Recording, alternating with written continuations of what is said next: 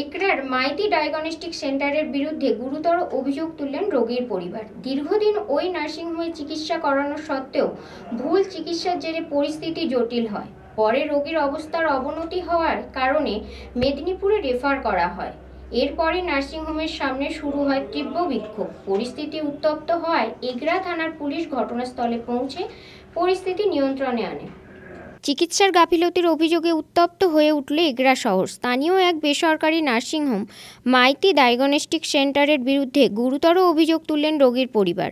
ঘটনার জেরে এলাকায় ছড়িয়েছে ব্যাপক চাঞ্চল্য। একরা 1 নম্বর ব্লকের খালসুটিয়া গ্রামের বাসিন্দা শামসাদ খানের বৌমা মাত্র 26 বছরের এক গর্ভবতী মহিলা প্রায় 10 মাস ধরে ওই নার্সিংহোমেই চিকিৎসা করাচ্ছিলেন। অভিযোগ, দীর্ঘদিন চিকিৎসা করানো সত্ত্বেও ভুল চিকিৎসার জেরেই পরিস্থিতি জটিল হয়। গত বুধবার গভীর রাতে হঠাৎ প্রসব বেদনা শুরু হলে তাকে দ্রুত নার্সিংহোমে ভর্তি করানো হয়।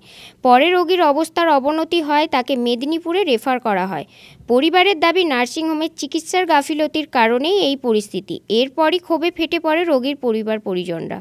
নার্সিংহোমের সামনে শুরু হয় তীব্র বিক্ষোভ। পরিস্থিতি উত্তপ্ত হয়ে উঠলে একরা থানার পুলিশ ঘটনাস্থলে পৌঁছে পরিস্থিতি নিয়ন্ত্রণে আনে। পুরো ঘটনা এলাকায় তুমুল চাঞ্চল্য ছড়িয়েছে। স্থানীয়দের একাংশ যথাযথ তদন্তের দাবিতে সরব। মধ্যে একটা পেশেন্টকে যেখানে ট্রিটমেন্ট করেছিল, 10 মাস ট্রিটমেন্ট করার পরে 10 মাস ট্রিটমেন্টে রিপোর্ট সব একদম নর্মাল বলছে, অথচ রিপোর্ট ঠিক মতন হয়নি।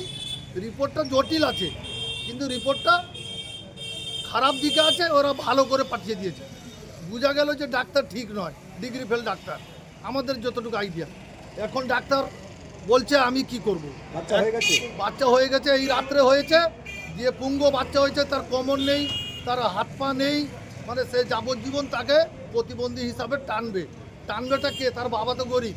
প্রথম থেকে কি ডাক্তারকে দেখানো হয়েছে? হ্যাঁ, প্রথম থেকে ডাক্তারের শুরু থেকে লাস্ট অবধি, কাল পরশুদিন লাস্ট রিপোর্ট করেছে, কালকে বাচ্চা হয়েছে।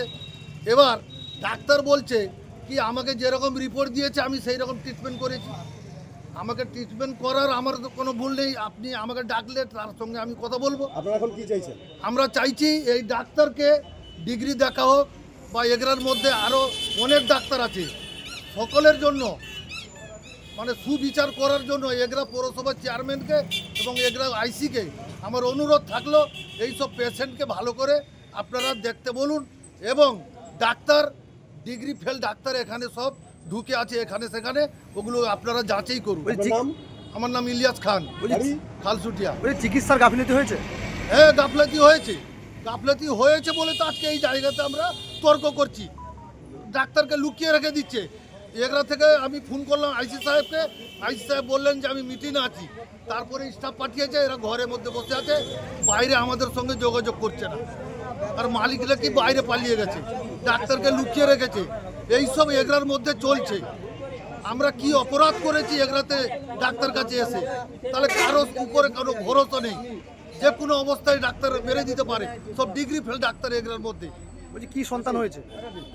এখন সে ছেলে হয়েছে কি মেয়ে হয়েছে সেটাও আমাদের রাতের ঘটনা। তাকে কাপড়ে জড়ে রেখেছে, তো পুঙ্গ বাচ্চা, তার কি দেখবে, মাথায় হাত। এখন মেদিনীপুরে আছে। এই টাকা পয়সা যা, কিন্তু দুঃখের বিষয় এই ভুল রিপোর্টটা কেন হবে? এই ভুল রিপোর্ট করা মানে হচ্ছে ডাক্তার ডিগ্রি ফেল। রঞ্জন মাইতির রিপোর্ট, খবর BCBS।